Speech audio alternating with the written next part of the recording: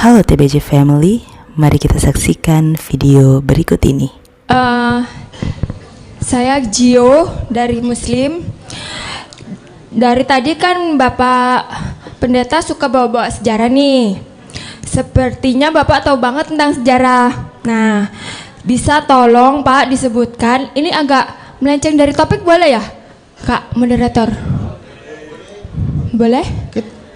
Topik kita, ikut topik. tanya jawab di topik kita, Nggak, jangan di luar bawa topik keluar. nggak boleh. Bawa keluar nanti semua bisa bawa tanya kemana-mana, kita lari lagi. Oke, kalau buat topik tadi kan sempat Bapak Pendeta kasih lihat di slide Kisah Para Rasul 2:32 TB. Yesus inilah yang dibangkitkan Allah. Itu sebagai bukti bahwa Yesus benar-benar mati terus dibangkitkan, gitu kan Bapak ya. Saya mau tanya, kalau Tuhan itu maha kuasa, kenapa Yesus dibangkitkan? Harusnya kan bangkit sendiri. Secara Tuhan itu maha kuasa, ibaratnya anak kecil aja bisa kok bangun sendiri gitu. Kenapa harus dibangkitkan Tuhan? Yesus inilah yang dibangkitkan Allah. Jadi Tuhan membangkitkan Tuhan gitu Bapak. Jadi seolah-olah Tuhannya ada dua. Terima kasih.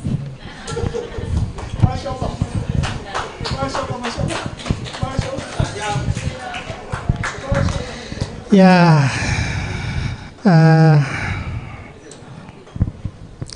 jadi begini, itu kalau kita bahas itu sebenarnya memang itu lari dari topik kita, karena itu sudah menyangkut masalah ketuhanan Yesus. Nah, saudara mau terima atau tidak terima, tapi saudara paham bahwa memang orang Kristen percaya doktrin Allah Tritunggal.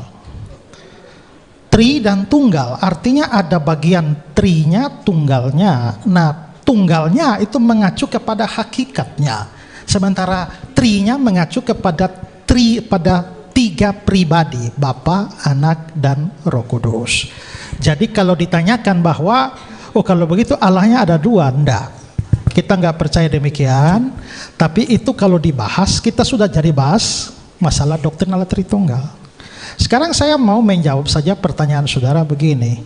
Kalau memang Yesus itu Allah, mengapa dia nggak bangkit sendiri tapi dibangkitkan? Nah, penting untuk saudara tahu bahwa,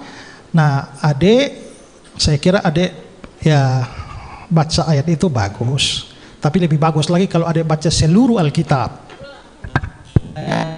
Paham pada topik itu, karena kalau adik baca seluruh Alkitab tidak hanya bilang Yesus dibangkitkan, tapi juga dia bangkit dengan kuasanya sendiri. Nah, di Yohanes pasal 2, pada waktu Yesus bicara dengan ini, Yesus bilang, rombak bait Allah ini. Ya, dan dalam 3 hari aku mendirikannya kembali. Lalu orang-orang Yahudi bilang, umurmu belum sampai 50 tahun, dan engkau mau mereka mengatakan, mereka merasa bahwa dia orang membangun bait Allah ini, dan kamu mau bangun dalam 2-3 hari? Nah, tapi Yesus berbicara tidak secara harfiah di sana. Dia bicara, dia memaksudkan suatu arti yang kiasan, bahwa yang dia maksudkan dengan bait Allah adalah tubuhnya sendiri. Artinya adalah rombak bait Allah ini dalam 3 hari aku akan membangunnya kembali. Bukan orang lain, aku. Ya, jadi ayat yang tadi dikasih itu memang Yesus dibangkitkan ya. Juga banyak ayat yang mengatakan demikian. Tapi coba lihat Yohanes pasal 10. Mulai ayat yang ke-17 ya. 17, 18.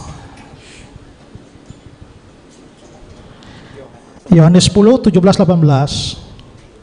Bapa mengasihi aku, oleh karena aku memberikan nyawaku, memberi nyawa ini artinya mati kan, untuk menerimanya kembali.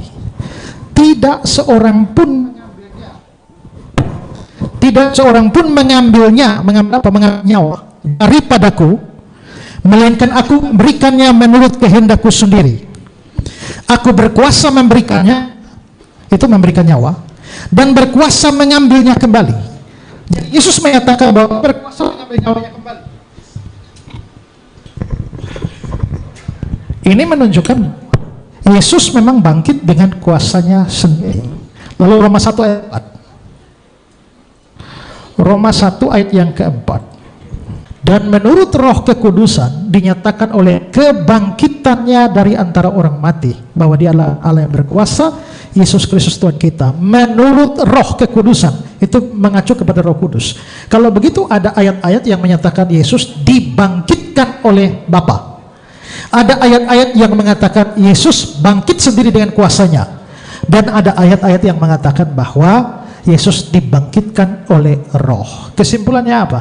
Kebangkitan Yesus itu adalah hasil pekerjaan bersama dari pribadi-pribadi Tritunggal. Gitu. Ya. Baik teman-teman TBJ, kita telah menyaksikan video yang sangat menarik. Untuk teman-teman yang memiliki pendapat ataupun pertanyaan, silahkan masukkan di kolom komentar. Firman Allah adalah kebenaran yang Allah nyatakan kepada umat manusia. Para pendengar setia TBJ yang diberkati Tuhan, ingat bahwa firman Allah telah menyatakan bahwa Yesus punya kuasa untuk memberi nyawanya, dan Ia juga punya kuasa untuk mengambilnya kembali, sebab Ia adalah Allah, Sang Firman yang hidup.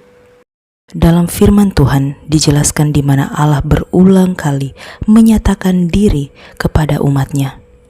Dan setiap kita yang percaya kepada Yesus mengetahui bahwa Yesus adalah penyataan diri Allah.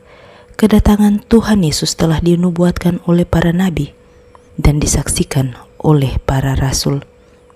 Penyataan tentang diri Allah yang penuh dengan kasih itu terbukti lewat pengorbanan Tuhan Yesus dan pengampunan dosa. Sebab Tuhan Yesus mempunyai kuasa untuk mengampuni dosa. Ia yang adalah Logos, firman Allah yang hidup, yang telah turun ke dunia, memberikan dirinya sebagai kurban yang agung, agar supaya setiap orang yang percaya kepadanya memperoleh hidup yang kekal. Terima kasih untuk teman-teman TBJ yang senantiasa mendukung channel ini. Tuhan memberkati. Shalom.